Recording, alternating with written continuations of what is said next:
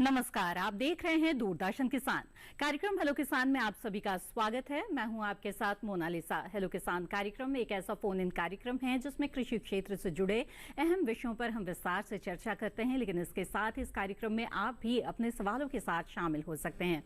जी हां, toll free number के जरिए हो या फिर व्हाट्सएप या ईमेल के माध्यम से आप अपने सवाल हमें भेज सकते हैं। तो आइए सबसे पहले आपको बता दें कि आज हम किन विषयों पर चर्चा करेंगे। हेलो किसान कार्यक्रम में आज जिन विषयों पर चर्चा की जाएगी वो है धान की पछेती बुआई। इसके साथ ही बातचीत होगी कटहल की खेती के बारे में। तो इन दो खास विषयों पर आज हम विस्तार से बातचीत करेंगे। इस बीच आप अपने सवालों के साथ हमारे साथ जुड़ सकते हैं। नोट कर ले हमारा toll free number. Toll free number है 1800-113060 और 1800-113061। टोल फ्री नंबर के जरिए कॉल करने के दौरान बस इस बात का ध्यान रखें कि सीधे सीधे फोन लाइन के जरिए बातचीत करें और टीवी की आवाज बंद रखें। इससे बातचीत में रुकावट नहीं आएगी। इसके अलावा व्हाट्सएप के जरिए भी आप अपना सवाल हमें भेज सकते हैं। हमारा व्हाट्सएप नंबर है 8800520717। इसके अलावा आपको बता दें कि ईमेल के माध्यम से भी आप अपना सवाल हमें भेज सकते हैं। हमारी ईमेल आईडी है hellokisan2015@gmail.com। सवाल भेजने के साथ साथ अपना नाम और स्थान भी जरूर लिखें। हमारे सवालों के जवाब के लिए दो बेहद ही खास मेहमान इस वक्त हमारे साथ जुड़े हुए हैं। आइए आपका परिचय करा दे। हमारे साथ डॉक्टर दिनेश कुमार हैं, जो कि प्रधान वैज्ञानिक है शस्त्र विज्ञान संभाग IRI पूसा नई दिल्ली से। बहुत बहुत स्वागत है आपका। नमस्कार। और इसके साथ ही हमारे साथ इस कार्यक्रम में जुड़े हुए हैं डॉक्टर विश्वजीत दास। आप प्रधान वैज्ञानिक है उत्तर पूर्वीय पर्वतीय कृषि अनुसंधान केंद्र अगरतला त्रिपुरा से। बहुत बहुत स्वागत है आपका। तो आइए चर्चा की शुरुआत करते हैं। और धान की जहां तक बात है तो हमारी प्रमुख खाद्यान्न फसलों में है धान। और डॉक्टर दिनेश जानना चाहेंगे कि इसकी खेती हमारे देश में बताएं कि किस पैमाने पर की जाती है और अगर आर्थिक लाभ की दृष्टि से देखा जाए तो किसानों के लिए ये कितना अहम है। जी बिल्कुल, धान हमारे देश की सबसे महत्वपूर्ण खाद्यान्न फसल है। आज के समय में 45.8 मिलियन हेक्टेयर क्षेत्र में उगाई जा रही है और हर साल इसका रकबा जो है हमारे देश में बढ़ता जा रहा है। और इसकी बुआई या रोपाई दो तरीके से की जाती है। एक तो आप सीधे बिजाई करते हैं जो कि जून के महीने में मोटे तौर पे 10 जून तक की जाती है। और इसी तरीके से जो आपका रोपाई वाला धान है उसकी नर्सरी पहले आप तैयार करते हैं, फिर जून के अंत से लेके 15 जुलाई 20 जुलाई तक आप धान की रोपाई करते हैं। इस समय जो आपकी खरीफ की फसल है उसकी ज्यादातर रोपाई आपने कर ली होगी और जो सीधे बिजाई वाला धान है वो भी अब ब्यात की ओर अग्रसर होगा। जिन किसान भाइयों ने जून के अंत में लगाया होगा वो भी उसमें भी धीरे धीरे अब कल्ले फूटने शुरू हो जाएंगे, नई नई पत्तियां बनेंगी और फसल आपकी वानस्पतिक अवस्था में रहेगी। बिल्कुल। तो इस दौरान फसल का ध्यान किस तरह से रखना है इसके बारे में विस्तार से बातचीत करेंगे। आइए उससे पहले नजर डाल लेते हैं इस रिपोर्ट पर।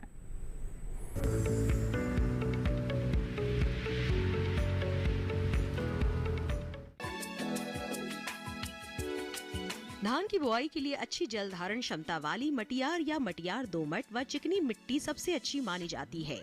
अच्छी फसल के लिए धान की खेती में जल की उपलब्धता एक प्रमुख कारक मानी जाती है। पौधे के विकास के लिए अच्छी बरसात की जरूरत होती है।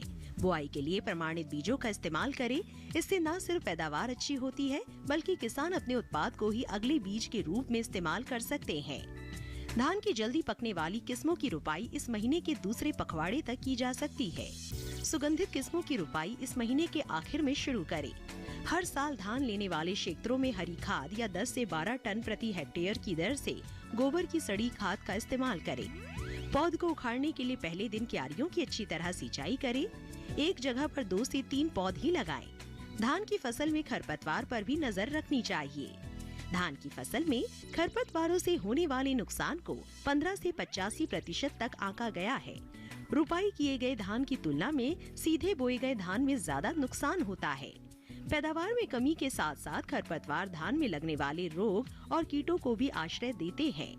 धान में खैरा रोग दिखने पर प्रति हेक्टेयर की दर से 5 किलो जिंक सल्फेट और 2.5 किलो चूने को 800 लीटर पानी में घोलकर फसल में छिड़काव करें।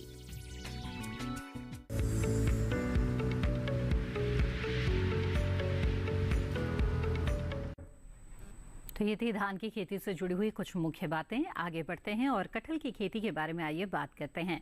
डॉक्टर विश्वजीत, आपसे जानना चाहेंगे कि कटहल जो है सब्जियों में काफ़ी पसंद किया जाता है। इसकी अगर व्यावसायिक खेती किसान करते हैं तो उनके लिए किस तरह से ये मुनाफे का सौदा हो सकता है और शुरुआती तौर पर किन किन बातों का ध्यान रखना होता है? देखिए,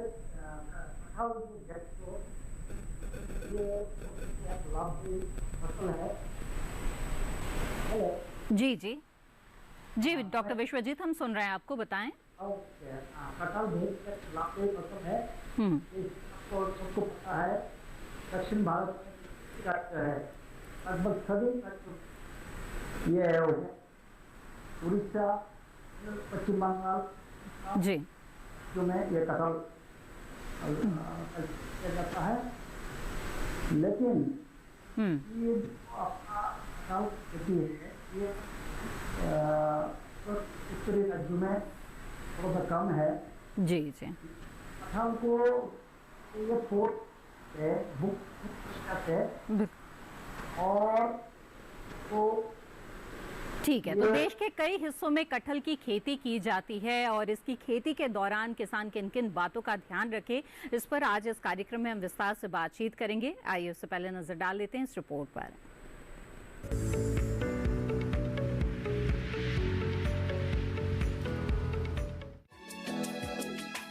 ये समय कटहल के बाग लगाने के लिए एकदम सही है। इस समय पौधों की रुपाई का काम शुरू कर देना चाहिए।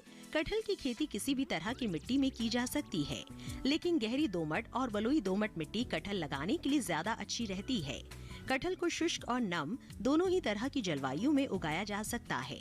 किस्मों की बात करें तो कटहल की कई किस्में हैं, जैसे खजवा, स्वर्ण मनोहर और स्वर्ण पूर्ति, जो कि भारतीय कृषि अनुसंधान परिषद द्वारा विकसित किस्में हैं।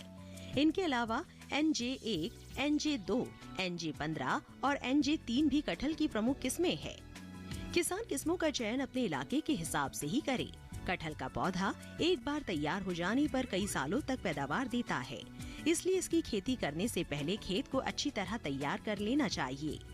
इसके बाद खेत में करीब 10 मीटर की दूरी पर 1 मीटर चौड़ा और गहरा खड्डा बना दे। इसके करीब 15 दिन बाद गड्ढों में गोबर की खाद व उर्वरक डालें। इस तरह करीब 15 दिन बाद में पौध लगा सकते हैं। कटहल की खेती में ज्यादा पानी की जरूरत नहीं पड़ती, इसलिए अगर बारिश का मौसम है तो पौधे को पानी ना दे। अगर बारिश ना हो तो पौधों को जरूरत के हिसाब से पानी देना चाहिए। जिन किसानों ने कटहल की फसल लगा रखी है, वो इस समय कटहल के फलों को तोड़कर बाजार भेजने की व्यवस्था करें। बता दें कि देश में कटहल की खेती उत्तर प्रदेश, बिहार, झारखंड, पश्चिम बंगाल और दक्षिण के कई राज्यों में की जाती है।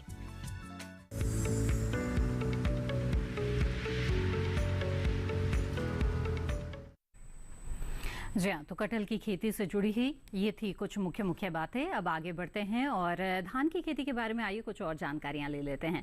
डॉक्टर दिनेश, जैसे कि धान की खेती के लिए आपने बताया बुआई रुपाई की बात करें तो मुख्य तौर पर जून जुलाई का जो महीना होता है उपयुक्त रहता है। अब जबकि जुलाई में भी हम देख रहे हैं कि एक पखवाड़े से ज़्यादा का समय बीत चुका है, क्या अभी भी किसानों के पास समय है कि इसकी बुआई रुपाई कर सकते हैं? और अगर पछेती धान लेना चाहते हैं तो किन बातों का ध्यान रखना होता है? जी बिल्कुल, अब समय आ गया है कि जल्दी से जल्दी किसान भाई धान की रोपाई पूरी कर लें। जहाँ तक सीधी बिजाई की बात है, अब उसका समय पहले ही निकल चुका है, तो सीधी बिजाई ना करें। रोपाई इस समय की जा सकती है। जो किसान भाई पिछड़ गए हैं किसी कारण से, कई बार क्या होता है कि बरसात देर से शुरू होती है, कई बार ज़्यादा बरसात शुरू हो जाती है, कई बार पौध मर जाती है किसान भाइयों की, तो मजबूरन उन्हें पछेती रोपाई करनी पड़ती है धान की। लेकिन पछेती रोपाई में भी अगर आप अच्छे से उसमें सस्य की रियाई करें, अपना ध्यान रखें फसल का, तो पछेती फसल से भी इस अच्छी पैदावार आप ले सकते हैं। और ये रोपाई आप 30 जुलाई 31 जुलाई तक जरूर निपटा लें, उसके बाद आप ना जाएं तो बेहतर होगा। जी जी, आइए अब आगे बढ़ते हैं। इस वक्त कार्यक्रम में हमारे साथ पहले कॉलर जुड़ गए हैं, उनका सवाल ले लेते हैं। विपिन जी सागर मध्य प्रदेश से इस वक्त हमारे साथ फोन लाइन पर हैं। विपिन जी, स्वागत है आपका, पूछिए अपना सवाल। जी नमस्कार मैम, मैं विपिन सागर से बात कर रहा हूँ। मेरा सवाल ये था कि अक्सर देखा जाता है सभी किसानों की समस्या है कि कटहल के फल झड़ते हैं, तो ये किस कारण से होता है और कौन सी कमी पोषक तत्वों की रह जाती है जिससे फल झड़ जाते हैं? लगभग 50% फल झड़ जाते हैं, 50% ही बचते हैं। जी, बिल्कुल, आइए जानते हैं। डॉक्टर विश्वजीत बताएं।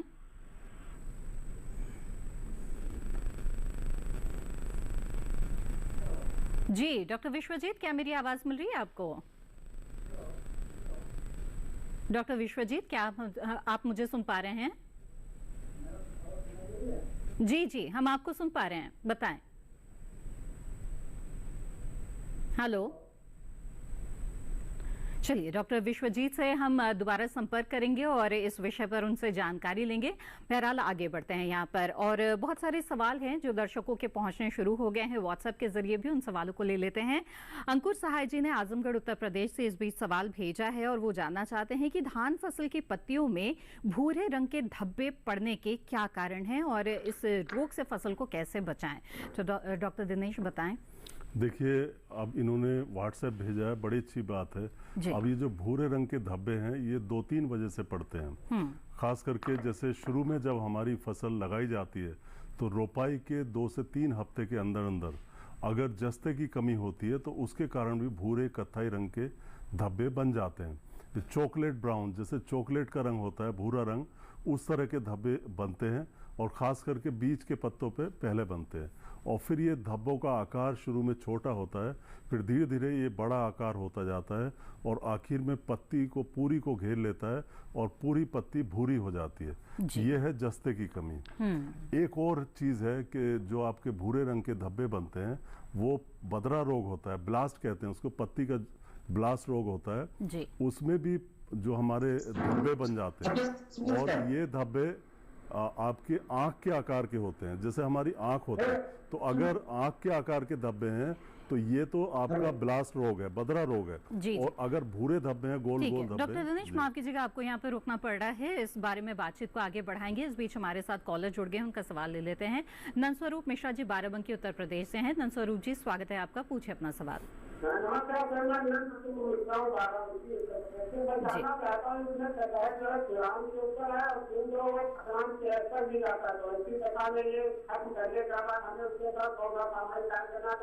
जी पूछना चाहता हूँ कि बड़ी मेहनत से हम कटहल का पौधा तैयार करते हैं, बहुत मेहनत करके, अगर वो कटहल हमारा कड़वा निकल जाता तो हमारी मेहनत से पानी फिर जाता है, तो इससे हम किस प्रकार से बचें? जी बिल्कुल, कटहल से जुड़े हुए आपके जो सवाल है इनका जवाब हम आगे लेंगे, लेकिन इस बीच डॉक्टर दिनेश जो हैं हमें बता रहे थे कि ये जो भूरे रंग के धब्बे होते हैं धान की फसल में, इनकी क्या वजह होती है और क्या उपाय करें, आइए जान लेते हैं। जी, तो जो दूसरा है आपका बदरा रोग की वजह से भी भूरे धब्बे आते हैं, लेकिन आपको अंतर करना होगा कि जो बदरा रोग के धब्बे हैं ये आँख के या नाव के आकार के होते हैं, तिकोने से होते हैं और इनके अंदर का रंग धूसर होता है और बाहर का रंग, बाहर पत्तों के चारों तरफ, धब्बे के चारों तरफ भूरा रंग होता है। तो आप पहचान कर सकते हैं बड़ी आसानी से जो मैंने बताया। और अगर आपको जस्ते की कमी लग रही है तो 0.5% जिंक सल्फेट का घोल बनाएं और 0.25% आप चूने का घोल बनाएं। यानी 100 लीटर पानी में आपके आधा किलो जिंक सल्फेट लगेगा और 100 लीटर पानी में आपका 250 ग्राम ये आपका चूना लगेगा और दोनों घोल को मिला के लगभग 250 या 200 लीटर आप बना लें और प्रति एकड़ के हिसाब से छिड़क दें। और ये आपको 10-15 दिन बाद 2 बार करना पड़ेगा। और अगर ब्लास्ट है, आपका बदरा रोग है, जैसे आँख के आकार के धब्बे हैं, तो आपको बावस्टीन का 1 ग्राम बावस्टीन 1 लीटर पानी, इस तरह से आप 200 लीटर घोल बना लें और प्रति एकड़ के हिसाब से छिड़क दें। जी जी बिल्कुल। तो अंकुर जी, मुझे उम्मीद है कि आपके सवाल का जवाब आपको मिल गया होगा। आगे बढ़ते हैं यहाँ पर, और हमारे 2 कॉलर हमारे साथ जुड़े थे जिन्होंने कटहल से जुड़े हुए सवाल पूछे हैं। आइए उनका जवाब लेते हैं। डॉक्टर विश्वजीत, क्या मेरी आवाज मिल रही है आपको? ठीक है। डॉक्टर विश्वजीत, हमारे साथ एक दर्शक अभी जुड़े थे फोन लाइन पर, विपिन जी सागर से, और जो बता रहे थे कि कटहल में अक्सर ये समस्या देखी जाती है कि उनके पेड़ के करीब 50% जो फल हैं वो झड़ जाते हैं, केवल 50% ही रह जाते हैं। तो वो जानना चाहते हैं कि इसकी क्या वजह होती है और ऐसे में क्या उपाय करें। ये कटहल में आपको देखेंगे 2 तरह का फूल होता है, एक पुरुष एक स्त्री। जी। और हमेशा पुरुष जो फूल होंगे वो हमेशा झड़ेंगे, वो सब बड़े होते झड़ जाएंगे और स्त्री फूल वाले फल देते। तो इसमें हमको तो पहले तो ये नहीं सोचना चाहिए सारे जो कलियां हैं सब फल देंगे। और ये है एक वजह है, ये तो और सभी प्रकार के सभी प्लांट में ये सच है। और दूसरा है, अगर किसी भी वजह से अगर स्त्री फूल जो फल दे रहा है, बड़ा हो रहा है, उसमें झड़ जा रहा है, सड़न हो रहा है, तो उसमें कोई कीट लगते हैं, छेदक को कहते हैं जी, वो चल जाता है। तो उसमें अगर उनका कोई रोकथाम कीटनाशक, अच्छा अगर कोई बीमार काले पड़ जाता है, धब्बा लग जाता है, काले काले झड़ जाता है, तो उनको अगर कीट की वजह से है तो कीटनाशक और नहीं तो फंगिसाइड कीटनाशक और छिड़काव कर सकते हैं जी जी। अदरवाइज कटहल में ज्यादा कुछ बीमारियां नहीं होती है। तो ये उनका जी जी। डॉक्टर विश्वजीत, हमारे साथ एक और कॉलर जुड़े थे, नंदस्वरूप जी, बाराबंकी उत्तर प्रदेश से। वो जानना चाहते थे कि कटहल के जो फल हैं वो कई बार कड़वे निकल जाते हैं, तो इसकी क्या वजह है? देखिए, कटहल का तो ये मतलब कड़वा कई जगह पे नहीं निकलता है, लेकिन अगर जैसे कड़वा तभी होगा फल अगर जैसे मिट्टी अच्छा नहीं है, कोई ऐसी जगह पे पड़ रहा हो या अच्छी तरह से इसके देखभाल नहीं किया गया हो, तब लगता है। देखा गया सभी प्रांतों में कटहल जब पकता है तो बहुत स्वादिष्ट होता है जी। और कच्चा अगर आप सब्जी के रूप में खाएंगे तो तब भी बहुत अच्छा लगता है, लेकिन कड़वा जो निकलता है वो कटहल का एक किस्म की वजह से नहीं है, ये किसी और वजह से है। ये निकटतम कोई भी कृषि विज्ञान केंद्र या कृषि विशेषज्ञों से खाना चाहिए, अदरवाइज ये कॉमन बात नहीं है, कड़वा निकलता है जी जी। बिल्कुल। तो विपिन जी और नंदस्वरूप जी, मुझे उम्मीद है कि आपके सवालों के जवाब आप लोग को मिल गए होंगे। इसी तरह से कटहल और धान की खेती पर हमारी चर्चा जारी रहेगी, लेकिन फिलहाल कार्यक्रम में वक्त हो गया है एक छोटे से ब्रेक का। जल्द हाजिर होंगे, आप बने रहें दूरदर्शन किसान पर।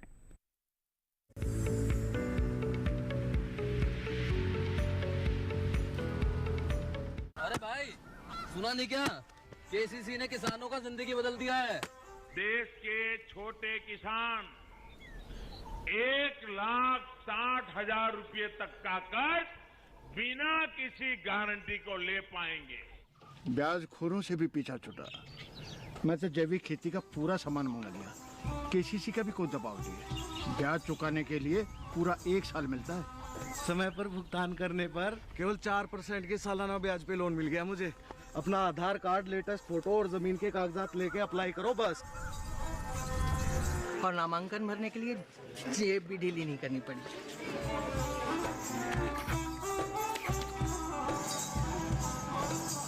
चाचा, उधार चुकाने के 24 घंटे के बाद उतने ही पैसे वापस निकाल सकते हैं। केसीसी ने किसानों की जिंदगी वाकई बदल दी है। तो आप भी किसान क्रेडिट कार्ड अपनाएं और सहजता से ऋण पाएं।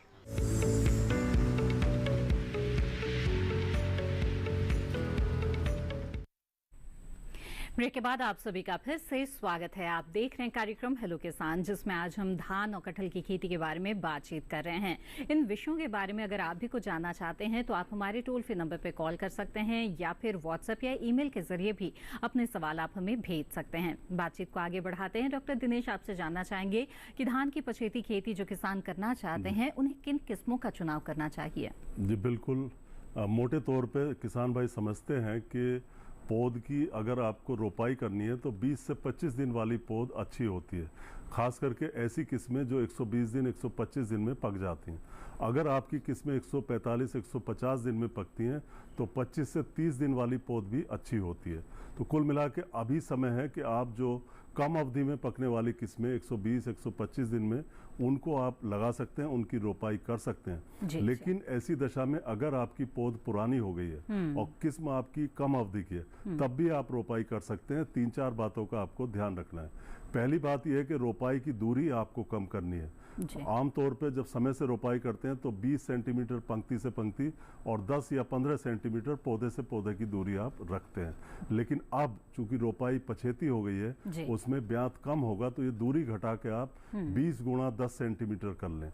इसी तरीके से एक जगह पे आप 2 से 3 पौधे लगाते हैं, लेकिन अब आपको 5 से 6 और 7 तक पौधे लगाएंगे तो अच्छा रहेगा।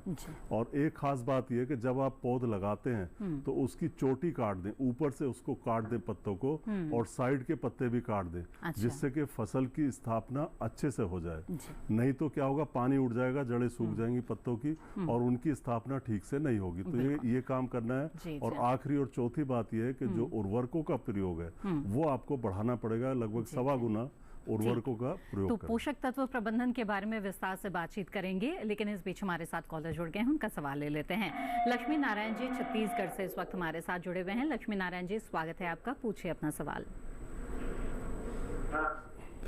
जी हेलो जी लक्ष्मी नारायण जी, हम आपको सुन पा रहे हैं, आप अपना सवाल पूछ सकते हैं। धान की खेती में खरपतवार नियंत्रण के लिए कौन सा? जी बिल्कुल, बहुत ही अच्छा रोपाई की है? रोपाई कब की है आपने? कितना दिन हो गया रोपाई किए हुए? रोपाई नहीं है सर, सीधी बुआई की है। कब की थी? सीधी बुआई की है, मका करके। कितने दिन की फसल हो गई आपकी? 1 हफ्ता हुआ होगा। 1 हफ्ता हुआ, ठीक है। तो आपने सीधी बिजाई की है धान की, और आपकी खरपतवारों की चिंता है कि खरपतवारों का नियंत्रण कैसे किया जाए। तो इसके लिए किसान भाई जानते हैं कि जब हम बुआई करते हैं तभी हम जो है खरपतवार नाशी की दवाई डाल देते हैं, लेकिन आपकी लेट हो गई, 8 दिन हो चुका है। तो अभी आप कम से कम 10 दिन और इंतजार करें, खरपतवारों को उगने दें, और इसके बाद जो पोस्ट इमरजेंसी यानी अंकुरण होने के बाद कुछ शाकनाशी, कुछ दवाई आती हैं जिनका प्रयोग आप कर सकते हैं। और सबसे आसान और आसानी से मिलने वाली दवाई है बिस्पायरिवेक सोडियम। इसकी 20 से 25 ग्राम मात्रा सक्रिय तत्व की वो आप लें, और प्रति हेक्टेयर के हिसाब से उसका आप छिड़काव करें। और बुआई के 25 से 30 दिन बाद, ध्यान रखें, बुआई के 25 से 30 दिन बाद आप इस दवाई का छिड़काव करें। सभी तरह के खरपतवार धान के आपके नष्ट हो जाएंगे। जी जी तो लक्ष्मी नारायण जी, उम्मीद है कि आप इस सुझाव पर जरूर अमल करेंगे और इससे आपको लाभ भी जरूर होगा। आगे बढ़ते हैं, इस बीच हमारे साथ एक और कॉलर जुड़ गए हैं, उनका भी सवाल यहाँ पर शामिल कर लेते हैं। जी नमस्कार पुरुषोत्तम जी, बताइए क्या सवाल है आपका? हेलो जी पुरुषोत्तम जी, हम आपको सुन रहे हैं, बताएं अपना सवाल। मैं ये जानना चाहता हूँ जी, हमारा जो 150 दिन का अवधि का जो धान का खेती होता है, इसका जो चारा है वो करीब हो गया है, 25 दिन का हो गया है जी। लेकिन जो मौसम हमारा साथ नहीं दे रहा है, पानी अभी तक नहीं हुआ है जमीन में, इरिगेशन का कोई फैसिलिटीज भी नहीं है, तो हम क्या करें? अभी कितने दिन रुकेंगे, कितने दिन देखिए रोपाई का काम करेंगे? रोपाई वाला धान है, ज़्यादातर किसान भाई समझते हैं कि सिंचाई से होता है, और कहीं कहीं पे ऐसा भी होता है कि हम उम्मीद करते हैं कि बरसात हो जाएगी, यानी वर्षा आधारित जो रोपाई करते हैं उसमें तो रिस्क रहता है। अगर बरसात नहीं हुई, आपके पास सिंचाई के साधन नहीं है, तब तो थोड़ा मुश्किल होगा। तो ऐसी दशा में आप उम्मीद कीजिए कि बरसात हो जाए, नहीं तो कोशिश करें कहीं अगर आसपास कोई नहर हो, कोई ट्यूबवेल हो, कोई कुआं हो, वहाँ से पानी लगाएं, क्योंकि बिना पानी के रोपाई वाला धान नहीं चल पाएगा। तो आपको देखना होगा, अगर आखिर में आप पानी की व्यवस्था नहीं कर पाते हैं तो फिर आप इसको अपने पशुओं को खिला दें, और कोई दूसरी उपयुक्त फसल आप लगा सकते हैं जिसको कम पानी चाहिए। जी बिल्कुल। तो पुरुषोत्तम जी, उम्मीद है आपके सवाल का जवाब मिल गया होगा। आगे बढ़ते हैं और व्हाट्सएप से आए कुछ सवालों को भी शामिल करते हैं। डॉक्टर विश्वजीत, एक सवाल भेजा है धीमंत पटेल जी ने, और ये जानना चाहते हैं कि कटहल की खेती क्या गुजरात में हो सकती है और इसकी पौध कहाँ से मिलेगी? देखिए, कटहल का जो गुजरात में बिल्कुल हो सकती है, लेकिन पौध कहाँ से मिलेगी? तो अगर उनको जैसे बहुत ही आईसीआर का जो इंस्टीट्यूट्स है, संस्थान है जी, जैसे बेंगलुरु में IIHR है और दूसरी जगह पे है, कहाँ पे पहले के यूनिवर्सिटी में कटहल का पौधे बनाते हैं कि नहीं, उधर पता करना पड़ेगा उनको, करके उनको मिलना पड़ेगा, क्योंकि अगर हम त्रिपुरा से भेजने लगे तो वो संभव नहीं है जी। तो उनको ये कोशिश करना पड़ेगा जैसे साउथ का किसी भी ICAR का संस्थान, जहाँ पे जैसे मुझे जहाँ तक जानकारी है कर्नाटक में कई प्राइवेट नर्सरी है और ICAR का जो इंस्टीट्यूट है वो पौध बनाता है और सप्लाई कर सकता है। या अगर पहले मतलब कलम किया हुआ पौधा नहीं भी मिलता है, अगर कहीं से पक्का हुआ कटहल भी मिल जाए इनको, अच्छा, उसका बीज से वो बीजों का पौधा तैयार करके भी लगा सकते हैं। क्योंकि बीजू का पौधा गुजरात के लिए भी अच्छा रहेगा, क्योंकि वो अगर सूखा है, पानी नहीं मिलता, तो बीजू पौधा काफी अच्छा रहता है, क्योंकि इसका जो जड़ है काफी अच्छा होता है। तो मेरा सुझाव होगा जो बीजू पौधा हो देखे, या कटहल कोई पक्का अच्छा वाला ले आए, लेके वो बीज मतलब कलेक्ट करके वो पौधा बना ले किसी पैकेट्स में, उसके बाद लगाए। ठीक, आइए अब आगे बढ़ते हैं, अगले कॉलर का रुख करते हैं। इस वक्त हमारे साथ कॉलर जुड़ गए हैं प्रहलाद जी बालाघाट से, उनसे बात करते हैं। प्रहलाद जी, स्वागत है आपका, पूछे अपना सवाल। हाँ जी, धान में रोपाई के बाद थोड़ा छिड़क लग गया। जी, धान में रोपाई के बाद लग गया। क्या लग गया? तना छेदक। हाँ जी, जो पौधे को कतर रहे कीड़े। अच्छा, कीड़े पौधे को कतर रहे, ठीक है। डॉक्टर दिनेश बताएं। देखिए, तना छेदक जैसे लगा है तो क्या होता है कि तना छेदक की जो इल्ली होती है, जो सूंडी होती है, वो नुकसान करती है। सूंडी क्या करती है, नीचे से, तने के नीचे भाग से वो अंदर तने में घुस जाती है और तने को खाना शुरू कर देती है, और पत्तियां हमारी खास करके बीच के हिस्से की भूरी हो जाती हैं, और फिर नई पत्ती भी अगर कोई निकलती है तो वो भूरी सी दिखाई देती है। और ऐसे तरह के लक्षण को हम डेड हार्ट कहते हैं, मृत केंद्र कहा जाता है, और भूरे रंग की सारी पत्ती हो जाती है। तो इसके नियंत्रण के लिए आप कार्टेप हाइड्रोक्लोराइड, ये 4% में आता है, ग्रेन्यूल्स होते हैं, दाने होते हैं, इसकी आप 25 किलोग्राम मात्रा प्रति हेक्टर के हिसाब से प्रयोग करें। 25 किलोग्राम को आप 25-30 किलोग्राम रेत में मिला के भी प्रयोग कर सकते हैं, जिससे आप आसानी से पूरे खेत में इसका वितरण कर सकते हैं। एक चीज़ और ध्यान रखें कि खेत में बहुत ज़्यादा पानी ना भरा हो, बहुत छिछला पानी, ना के बराबर पानी भरा हो, तभी इस दवाई का प्रयोग करें। दूसरी तरफ खेत बिल्कुल सूखा भी ना हो, अगर सूखा भी होगा तो दवाई असर नहीं करेगी जी। तो ये आप ध्यान रखें। बिल्कुल। तो प्रहलाद जी, उम्मीद है कि इन बातों पर जरूर आप ध्यान रखेंगे और तनाभेदक से आपको छुटकारा भी मिल जाएगा। आगे बढ़ते हैं, कुछ और सवालों को शामिल करते हैं। ईमेल के जरिए सवाल भेजा है कैलाश ताड़ा जी ने नागौर राजस्थान से। डॉक्टर विश्वजीत ये जानना चाहते हैं कि कटहल की खेती नागौर में कैसे करें।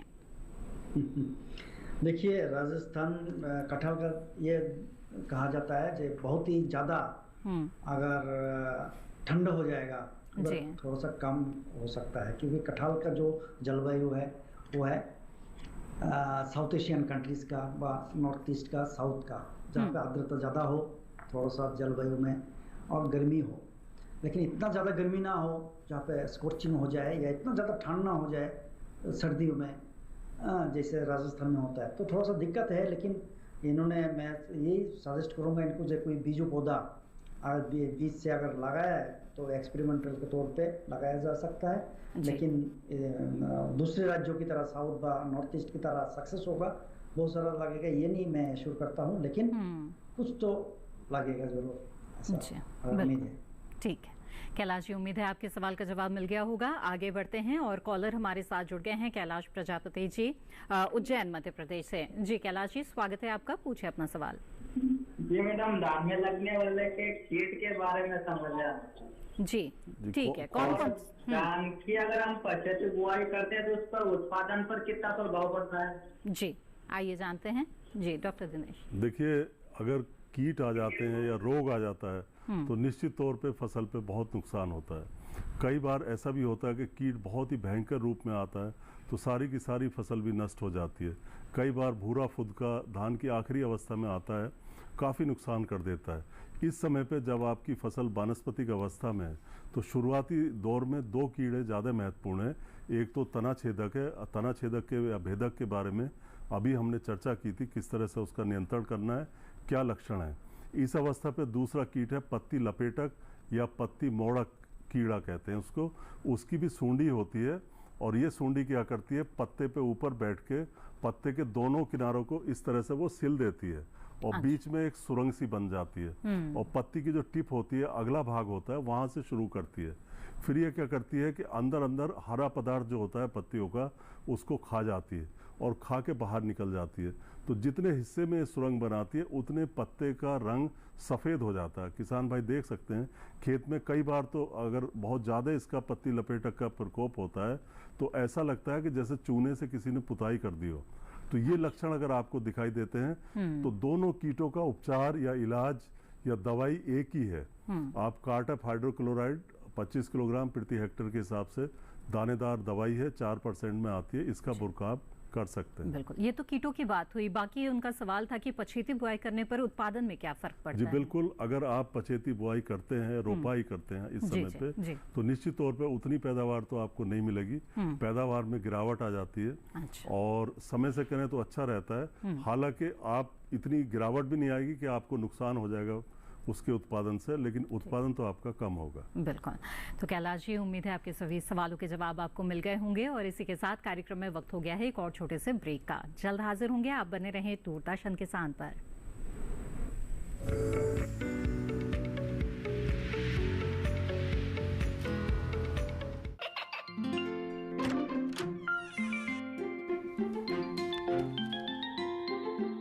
ये क्या हो रहा है? काशवी, इतने कम मार्क्स? काशू, बेटा पढ़ा करो। पढ़ोगी नहीं तो आगे कैसे बढ़ोगी? मम्मा, मैं भी तो आपसे यही कहना चाहती हूँ, पढ़ा करो। आप पढ़ोगे नहीं तो आगे कैसे बढ़ोगे? मतलब? वो देखो। सिर्फ बैक पर छपा ऑर्गेनिक नहीं, ऑर्गेनिक का निशान पहचानिए। पीजीएस ऑर्गेनिक का ये लोगो उन किसानों की पहचान है जो आज भी परंपरागत विधि से रसायन मुक्त खेती कर आपके लिए शुद्ध फसल उपजा रहे हैं। अब समझे मम्मा, अगर मैं प्योर ऑर्गेनिक फूड नहीं खाऊंगी तो अच्छे मार्क्स कहाँ से लाऊंगी? अच्छा बच्चों, जैविक खेती की इस मुहिम को आगे बढ़ाइए, शुद्ध ऑर्गेनिक अपनाइए।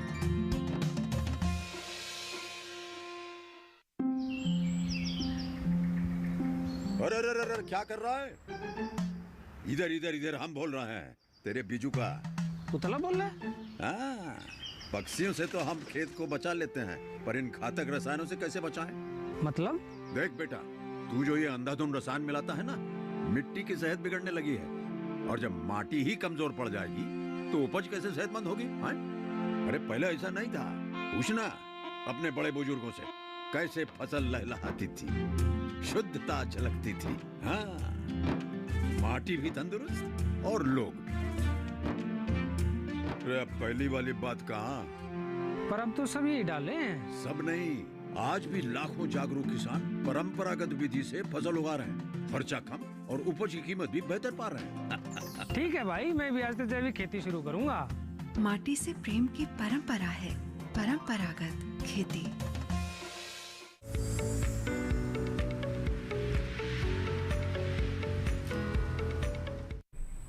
ब्रेक के बाद आप सभी का फिर से स्वागत है। आप देख रहे हैं कार्यक्रम हेलो किसान, जिसमें आज हम धान और कटहल की खेती के बारे में बातचीत कर रहे हैं। इन विषयों से जुड़े हुए सवाल आप हमें व्हाट्सएप या ईमेल के जरिए भेज सकते हैं या फिर सीधे सीधे टोल फ्री नंबर के जरिए भी कॉल करके आप इस कार्यक्रम में हमारे साथ जुड़ सकते हैं। बहुत सारे दर्शकों के सवाल हमारे पास लगातार पहुंच रहे हैं। आइए कुछ और सवालों को यहाँ पे शामिल करते हैं। व्हाट्सएप के जरिए सवाल भेजा है प्रत्युष जी ने ओडिशा से, और ये जानना चाहते हैं कि धान की रोपाई के बाद कौन से कीटनाशक का छिड़काव करना चाहिए? जी बिल्कुल। कई बार ऐसा होता है कि समस्या होती भी नहीं और हम उसके उपचार के बारे में पहले देखने लगते हैं। सभी किसान भाइयों को सलाह है कि ज़रूरत से के हिसाब से ही आप दवाइयों का प्रयोग करें। ज़बरदस्ती किसी भी दवाई का प्रयोग ना करें। हो सकता आपको ज़रूरत ही ना हो, फसल को ज़रूरत ही ना हो और आप जो है कीटनाशी डालना शुरू कर दें। उससे पर्यावरण का नुकसान होगा और आपके पैसे का भी नुकसान होगा। ज़रूरत के आधार पर आपको करना है, पहली बात। दूसरी बात ये, जब तक समस्या नहीं आएगी, बुखार नहीं आएगा तो आदमी दवाई क्यों खाएगा? पहले ही थोड़ी खा लेगा दवाई। तो आप इंतजार कीजिए। अगर फसल में कोई कीड़ा मकोड़ा आता है तो उसका आप दवाई, मैंने बताई भी थी अभी आपको 2 कीटों के बारे में, आपका पत्ता लपेटक और तना छेदक कीटों के बारे में, और कार्टेप हाइड्रोक्लोराइड बताई। तो इस तरह से बहुत सारी दवाई मिल जाती हैं। तो पहली सलाह यही है और आखिरी भी आपको यही है कि आप अपनी ज़रूरत के हिसाब से दवाइयों का प्रयोग करें, अन्यथा ना करें। उससे आपको आर्थिक नुकसान होगा और साथ ही साथ पर्यावरण भी प्रदूषित होगा। बिल्कुल प्रत्युष जी, उम्मीद है आपके सवाल का जवाब मिल गया होगा और लगातार अपने खेतों की निगरानी करते रहे। कीटों का प्रकोप दिखे तब जल्द से जल्द इसका उपाय करें।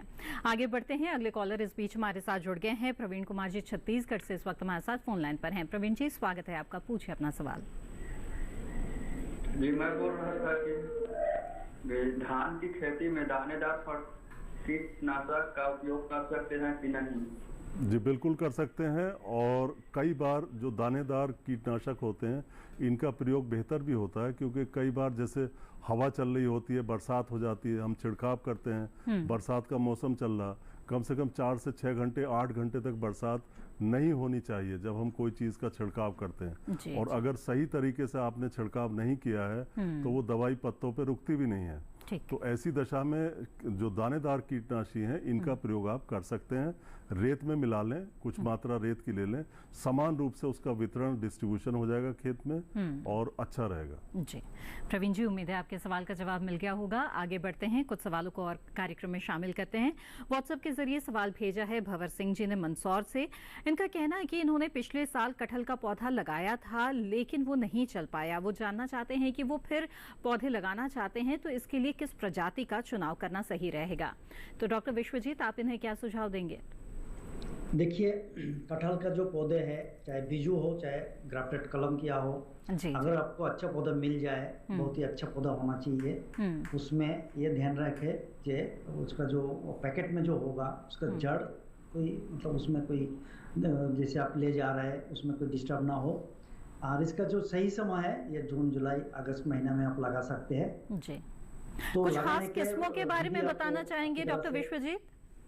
हेलो, कटहल की कुछ खास किस्मों के बारे में बताना चाहेंगे? देखिए, कटहल का जो खास किस्में बोलेंगे तो इसका तो कटहल में इतना विभिन्नता है। जी जी। इसमें 2 तरह का हम अपनाते हैं। एक तो है जैसे साउथ में कुछ किस्में हैं, रुद्राक्षी है, सिलन जैक है, फिर और कई सारे रेड फ्लेस्ट है और सॉफ्ट फ्लेस्ट और फार्म फ्लेस्ट, इस तरह का कई सारे किस्म और भी किस्म सिलन जैक। तो ये सारा है। लेकिन जैसे ये हमारे उत्तर पूर्वी राज्यों में ये कोई वेराइटी किस्में नहीं है, लेकिन इतना विविध मतलब इतना वेराइटीज है। जैसे सीडलिंग तो बीजू पौधा है, ठीक है, हर एक पौधा डिफरेंट है। तो उसमें हम अच्छे हम क्या करते हैं, सिलेक्ट करते हैं जो अच्छा वाला है, अच्छे किस्म वाला है, उसको पौधा बनाते हैं। तो उनको भी इस तरह का अच्छा किस्म जो अच्छा देखने में अच्छा हो, गुणवत्ता में अच्छा हो, फल का वो किस्म उनको चुनाव करना चाहिए। बिल्कुल अच्छी तरह से पूरा जो लगाने का जो पद्धति है वो उनको फॉलो करके लगाना चाहिए। गड्ढा अच्छी तरह से खोदना चाहिए, जल ना जमे उसमें, ठीक है, कोई कीड़े का प्रकोप ना हो, आगाछा ना हो। तो उसको जो बहुत ही अच्छा केयर करके लगेगा, जरूर लगेगा। तो काफी हार्ड ही है। बिल्कुल। तो भंवर सिंह जी, ये छोटी छोटी बातें हैं, इनका जरूर ध्यान रखें। उम्मीद है कि आगे इसमें आपको कटहल की खेती में जरूर सफलता मिलेगी।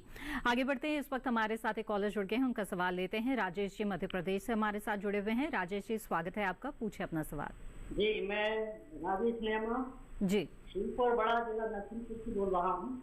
जी, मेरा सवाल ये है कि कटहल में फल छोटे छोटे फल होते हैं और गिर जाते हैं, क्या कारण हो सकता है? फल छोटे रह जाते हैं, आकार में बड़े नहीं हो रहे हैं।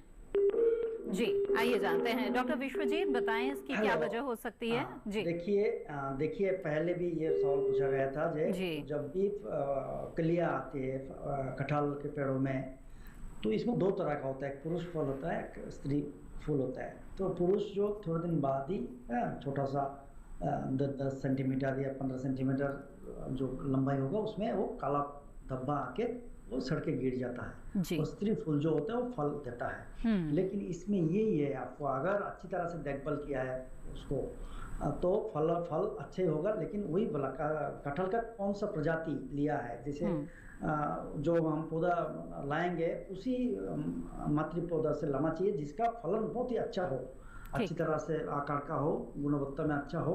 क्योंकि जो आपको पसंद है, सब्जी के लिए हो या फल के, पका हुआ फल खाएंगे, वो मेन है उसका जो मातृ पौधा है वो किस किस्म का है, तभी आपका फल आपका पौधा में जो लगाएंगे उसका बड़ा होकर अच्छा फल देगा।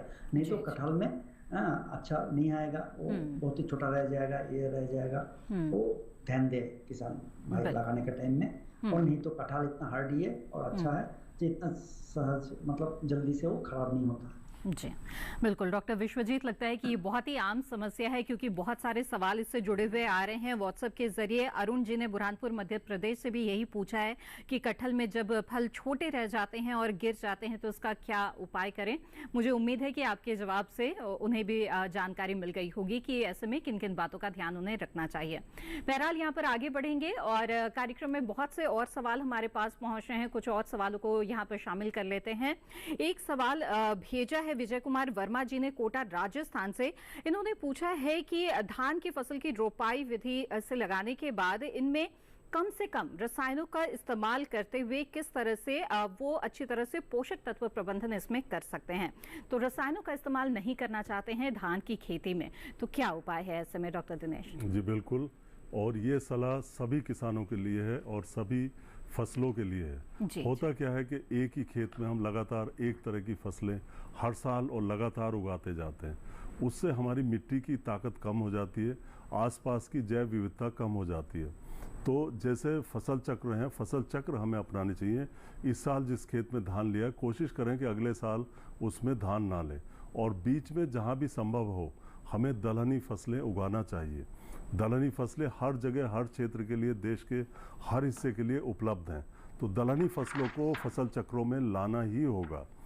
एक तो ये तरीका है पोषक तत्व प्रबंधन का, जिससे आप पोषक तत्वों की आवश्यकता काफ़ी पूरी कर सकते हैं। दूसरा, आप हरी खाद का प्रयोग कर सकते हैं, उससे भी काफ़ी मदद मिलती है। धान के पहले आपका 2 महीने का टाइम मिलता है आपको, 15 अप्रैल से लेके और आपका 25 जून तक खेत खाली पड़े रहते हैं, उनमें आप हरी खाद की फसल ले सकते हैं।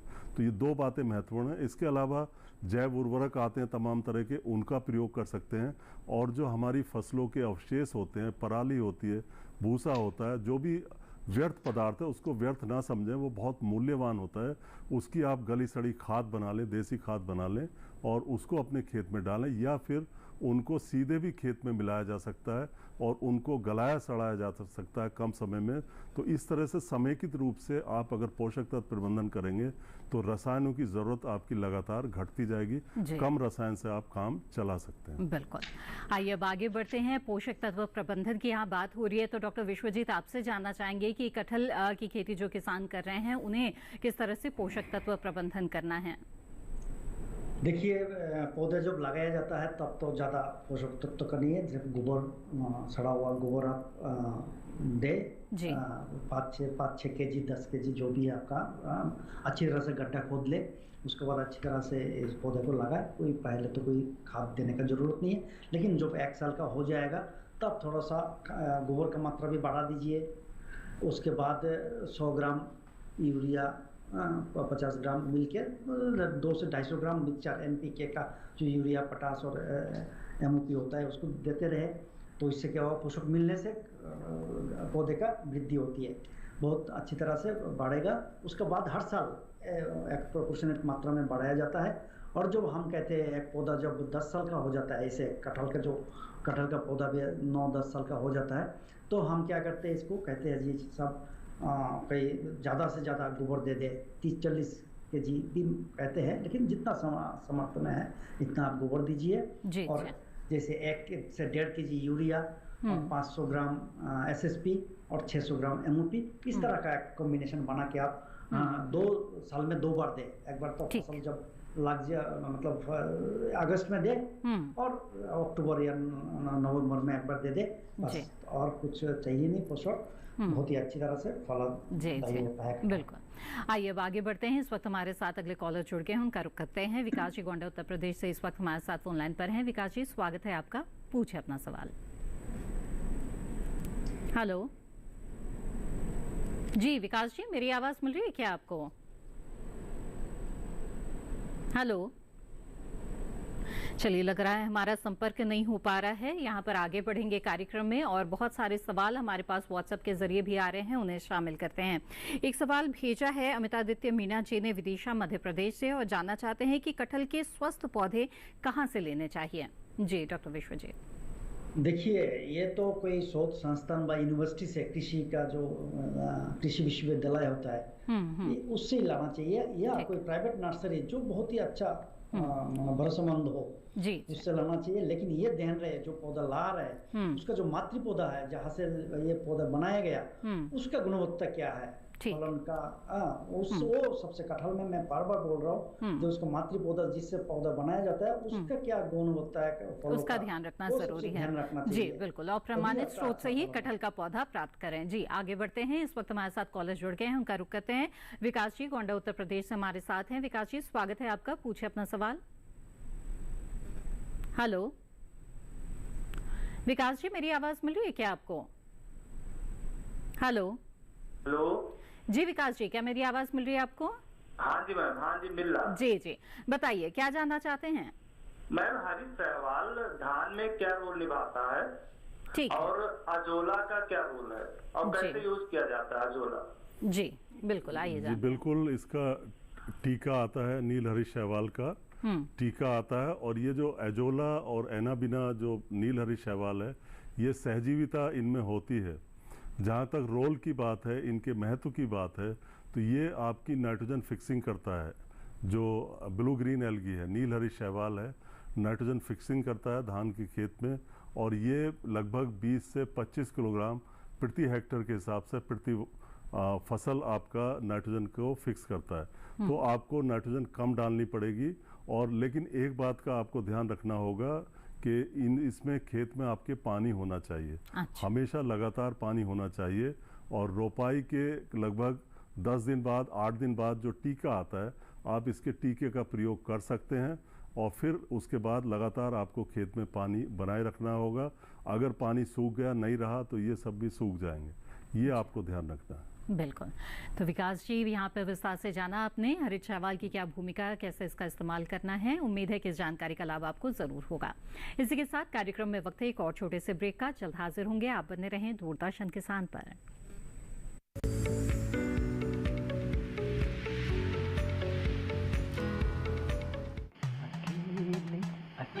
अरे वाह भैया, अकेले अकेले। अरे तू भी ले, पर खाएगा कैसे? मैं ऑर्गेनिक खेती की बात कर रहा रे बेटे। अकेले अकेले खेती कब तक करेगा? मतलब गांव में 20-25 किसानों का समूह बना के पंजीकरण करवा ले, फिर सरकारी ट्रेनिंग भी मिलेगी और मुफ्त जैविक बीज खाद भी। फिर पीजीएस ऑर्गेनिक की सरकारी मोहर के साथ तेरी उपज आकर्षक पैक में पहुंचेगी बड़े बाजार तक। अच्छा हाँ। अरे भाई कहाँ चल दिया? सबको साथ लाने, आमदनी बढ़ाने। तो किसान भाई समझ गए ना, साथ मिलकर ऑर्गेनिक खेती कीजिए, अपनी परंपरा को आगे बढ़ाइए, ज्यादा मुनाफा कमाइए। माटी से प्रेम की परंपरा है परंपरागत खेती।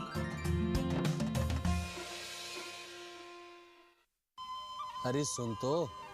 मुझे क्या सुनाना चाहते हो? जो सुनाओ मेरी सौतन को। किसको? अरे वही तुम्हारा मोबाइल फोन जिससे सुबह शाम दिन रात चिपके रहते थे और कहते थे किसान कॉल सेंटर से बातें हो रही हैं। अच्छा ये बात है। हाँ क्यों, क्या हुआ? अब बात नहीं होती क्या? अब तो झट से बात हो जाती है। ऐसा क्या?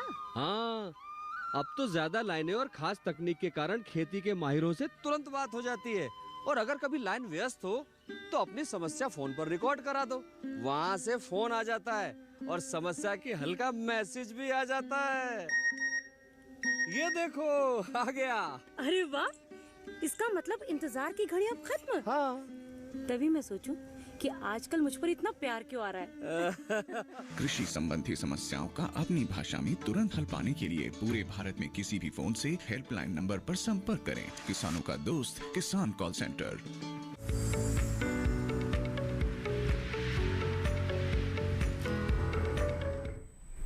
ब्रेक के बाद आप सभी का फिर से स्वागत है। आप देख रहे हैं कार्यक्रम हेलो किसान। इस कार्यक्रम में आज हम धान और कटहल की खेती के बारे में बातचीत कर रहे हैं।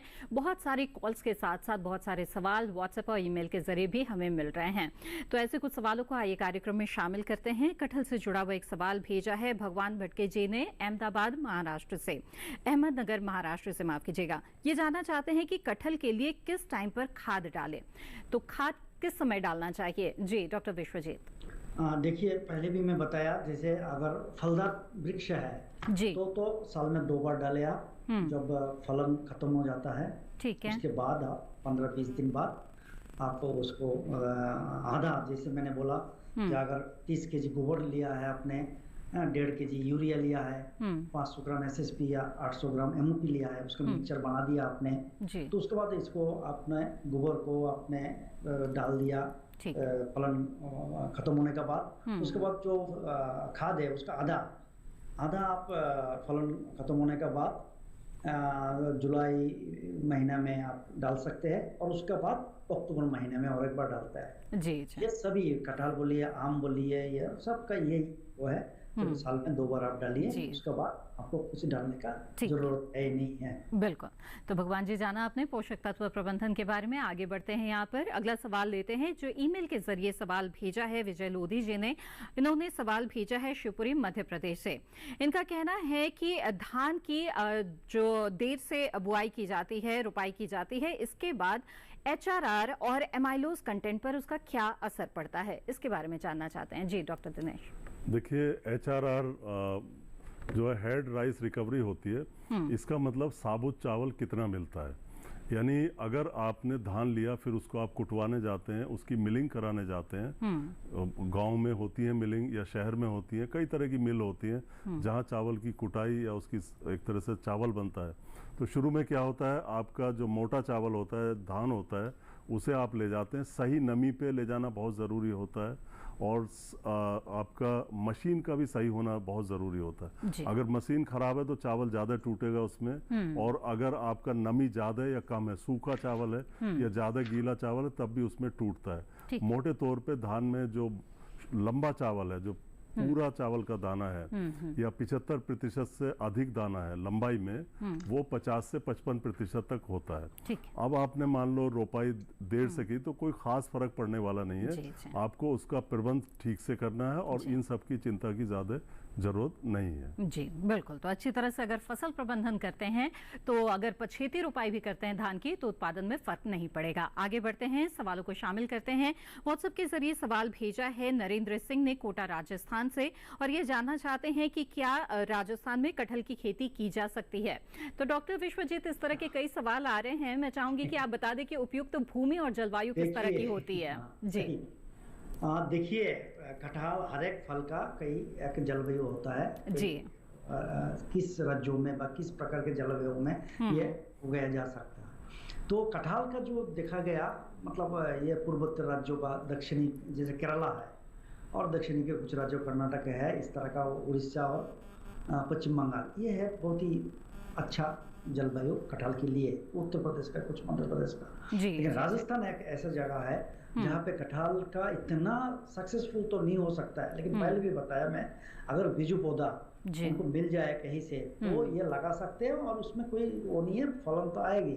लेकिन वही सर्दी में जब ये छोटे पौधा जब वृद्धि, छोटे पौधे का जो वृद्धि होगा, जब गर्मी में, बहुत गर्मी में, वो थोड़ा सा पत्ते जल जाएगा, उसके बाद सर्दी में इतना सर्दी पड़ जाएगा, है ना, तो ये पत्ते फिर खराब हो जाएंगे। इससे क्या होगा, इसको वृद्धि में काफी वो होता है। अगर बड़ा होके बड़ा हो जाएगा, फिर तो सब कट जाएगा, लेकिन उसका बड़ा होना में बहुत समस्या रहेगा। अगर वो प्रोटेक्ट कर सकते हैं तो ये जरूर ट्राई कर सकते हैं, लेकिन उनको मेन है राजस्थान में पौधा कहाँ से लाएगा। अगर पौधा मिले तो लगा सकते हैं, लेकिन कोशिश कर सकते हैं एक बार। जी बिल्कुल। डॉक्टर विश्वजीत दास, आपने बहुत अच्छी जानकारियां दी हमें इस कार्यक्रम में। आपका बहुत बहुत धन्यवाद हमारे साथ जुड़े रहने के लिए। धन्यवाद जी। आगे बढ़ते हैं, और एक सवाल आया है व्हाट्सएप के जरिए डेंसी नाग जी का। इन्होंने पूछा है कि धान की फसल में कल्ले बढ़ने के लिए कौन सा खाद डालें। जी जी बिल्कुल, ब्यात का होना बहुत ज़रूरी है, कल्ले धान में बनना बहुत ज़रूरी है। इसके लिए देखिए, खाद तो आप डालेंगे, लेकिन अगर मिट्टी की जो आधारीय ताकत है, मिट्टी की जो उर्वरता है, वो अगर पहले से ही अच्छी है, मजबूत है, तो कल्ले अपने आप अच्छे निकलेंगे। और अगर आपकी मिट्टी का स्वास्थ्य अच्छा नहीं है, कमज़ोर मिट्टी है, तो उसमें फिर आप कितना भी कुछ करते रहें, कोई ज़्यादा फर्क नहीं पड़ता। तो सबसे पहले मिट्टी की उर्वरता आपको बढ़ानी है, और जहाँ तक कल्ले बनने की बात है, तो उस समय नाइट्रोजन या यूरिया का प्रयोग करके आप कल्लों की संख्या बढ़ा सकते हैं, जो काफ़ी महत्वपूर्ण होता है। और जी बिल्कुल। डॉक्टर दिनेश, समय हो चला है, लेकिन जाते जाते मैं आपसे जरूर पूछना चाहूंगी कि धान की फसल में कई बार लाल कीड़े की समस्या आती है, अगर संक्षेप में इसका निदान आप बता सकें हमें। बिल्कुल, लाल कीड़े को ब्लड वर्म कहते हैं, और किसान कई बार बड़े चिंतित हो जाते हैं। जब पौधे की जड़ उखाड़ते हैं तो लाल रंग के छोटे छोटे कीड़े जो केंचुए की तरह लगते हैं देखने में, हालांकि केंचुए से आकार में बहुत छोटे होते हैं और पतले पतले होते हैं। किसान उन्हें देखकर चिंता करने लगते हैं कि क्या बीमारी आई, और कई बार वो दुकानों पे चले जाते हैं और वहाँ से गलत दवाई उनको दे दी जाती है। तो आप इस तरह के कीड़ों की, लाल कीड़ों की बिल्कुल भी चिंता ना करें, इनसे कोई नुकसान नहीं होगा। अगर शुरू में ही आ जाते हैं, जब आपने फसल बोई है, खास करके सीधी बिजाई की है, जड़ें बहुत छोटी होती हैं, तब ये जड़ों को नुकसान करता है। लेकिन एक बार आपकी फसल स्थापित होगी, तब इस कीड़े से आपको फसल को कोई भी नुकसान नहीं होगा। जी डॉक्टर दिनेश, बहुत ही अच्छी जानकारियां दी आपने इस कार्यक्रम में हमें। आपका बहुत बहुत धन्यवाद हमारे साथ जुड़ने के लिए। धन्यवाद। तो विस्तार से जाना आपने कि किस तरह से धान की खेती के दौरान किन किन बातों का ध्यान रखना जरूरी है, साथ ही कटहल की खेती आप किस तरह से कर सकते हैं। उम्मीद है ये जानकारी आपके लिए लाभकारी साबित होंगी। आइए आगे बढ़ते हैं, बता दें आपको हेलो किसान कार्यक्रम के अगले विषय के बारे में। जी हाँ, सोमवार को प्रसारित होने वाले हेलो किसान कार्यक्रम के दौरान जिन विषयों पर चर्चा की जाएगी वो है मोटे अनाज का खाद्य प्रसंस्करण और खरीफ फसलों में रोग प्रबंधन। इन विषयों से जुड़े हुए सवाल आप हमें भेज सकते हैं ईमेल के माध्यम से। अगर आप सवाल भेजना चाहते हैं तो नोट कर लें हमारा ईमेल आईडी hellokisan2015@gmail.com। इसके अलावा आपको बता दें कि सोशल मीडिया के अलग अलग प्लेटफॉर्म्स के माध्यम से भी आप हमारे साथ जुड़े रह सकते हैं। फेसबुक, इंस्टाग्राम और ट्विटर हैंडल टीवी स्क्रीन पर फ्लैश किए जा रहे हैं, इनसे जुड़े रहे, कार्यक्रम से जुड़ी जानकारी भी मिलती रहेगी। साथ ही अपने सवाल और विचार भी आप हमारे साथ साझा कर सकते हैं। इसके साथ ही दूरदर्शन किसान के कॉल सेंटर नंबर पर भी आप कॉल कर सकते हैं। हमारा टोल फ्री नंबर है 1800-113060। सोमवार से शनिवार सुबह 6 बजे से रात 10 बजे के बीच कॉल करके आप अपने सवाल दर्ज करा सकते हैं। इसके साथ ही आपको बता दें कि हेलो किसान कार्यक्रम को आप दूरदर्शन किसान के यूट्यूब चैनल पर कभी भी देख सकते हैं। इसके लिए टीवी स्क्रीन पर दिखाए जा रहे इस QR कोड को स्कैन करें, इससे आप सीधे हमारे यूट्यूब चैनल से जुड़ जाएंगे।